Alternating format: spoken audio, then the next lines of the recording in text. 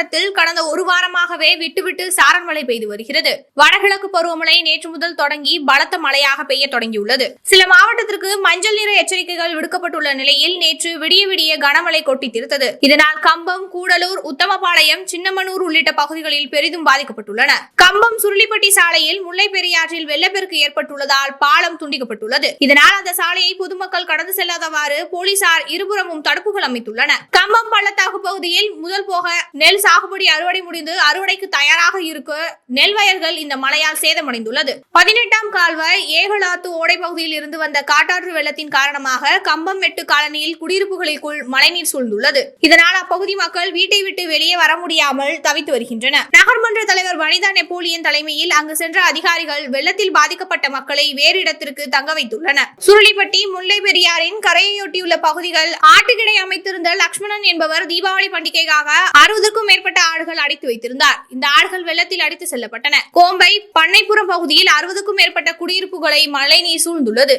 இதனால் அங்கு மின்சார இணைப்பு துண்டிக்கப்பட்டுள்ளது. பின்னர் அங்கிருந்தவர்கள் பாதுகாப்பான இடங்களுக்கு அழைத்து செல்லப்பட்டனர். விளைநிலங்களுக்குள் வெள்ள நீர் புகுந்துள்ளதால் நூற்றுக்கணக்கான ஏக்கர் பரப்பளவில் அறுவடைக்கு தயாராக இருந்த நெல் முற்றிலும் சேதமடைந்துள்ளது. உத்தமபாளையம் ஞானாம்பிகை கோவில் அருகே தேங்காய் குடோன் அமைத்திருந்த விவசாயியின் 6000க்கும் மேற்பட்ட தேங்காய்கள் வெள்ளத்தில் அடித்து செல்லப்பட்டுள்ளன. தேவாரத்தில் 10,000க்கும் மேற்பட்ட கோழிகளும் தீபாவளி வியாபாரத்திற்காக வைத்திருந்த 100க்கும் மேற்பட்ட ஆடுகளும் வெள்ளத்தில் அடித்து செல்லப்பட்டன. பாதிக்கப்பட்ட இடங்களை தங்கத்தமிழ்ச்செல்வன் எம்பி பார்வையிட்டு ஆய்வு செய்து வருகிறார். கூடலூரில் விடிய விடிய பெய்த மழையின் காரணமாக தனியார் பள்ளி சுற்றுச்சுவர் இடிந்து விழுந்தது. இரவு நேரத்தில் இந்த சம்பவம் நடந்ததால் பெரும் அசம்பாவிதம் தவிர்க்கப்பட்டது. கூடலூர் கலர் வடக்கு தெருவில் கனமழையின் போது சாலையின் ஒரு பகுதி அரித்து செல்லப்பட்டதால் பொதுமக்கள் அதிர்ச்சி அடைந்தனர். மேலும் அங்குள்ள சிறுபுணல் மின் உற்பத்தி நிலையத்தில் 2 ஜெனரேட்டர்கள் கொண்டு 3 மெகாவாட் மின் உற்பத்தி நடந்து வருகிறது. இந்த மின் உற்பத்தி நிலையத்தில் சுற்றுச்சுவர் உடைந்து நீர் உள்ளே புகுந்துள்ளது. இதனால் மின் உற்பத்தி தற்காலிகமாக நிறுத்தி வைக்கப்பட்டுள்ளது. மேலும் இங்கு குள்ளப்ப கவுண்டன்பட்டி ஊராட்சிக்கு சொந்தமான குப்பை எல்லும் டிராக்டர்கள் ஊழியர்களின் மோட்டார் சைக்கிள்கள் நிறுத்தி வைக்கப்பட்டிருந்தன.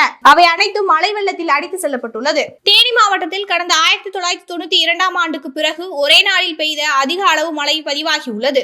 இதனால் விவசாயிகள் கடுமையாக பாதிக்கப்பட்டதுடன் தீபாவளி பண்டிகைக்கான வியாபாரிகள், விவசாயிகள் வைத்திருந்த 200க்கும் மேற்பட்ட ஆடுகள், 10,000க்கும் மேற்பட்ட கோழிகள் பலியாகியுள்ளன. மேலும் தீபாவளி பண்டிகைக்காக வியாபாரிகள் வைத்திருந்த பொருட்களும் பாதிக்கப்பட்டுள்ளன. மழை தொடரும் என அறிவிக்கப்பட்டுள்ளதால் மக்களின் இயல்பு நிலை திரும்பவில்லை. பாதிக்கப்பட்ட மக்கள் தனியார் மண்டபத்தில் தங்க வைக்கப்பட்டுள்ளனர். அவர்களுக்கு தேவையான உணவு உள்ளிட்ட அத்தியாவசிய பொருட்கள் வழங்கப்பட்டு வருகின்றன.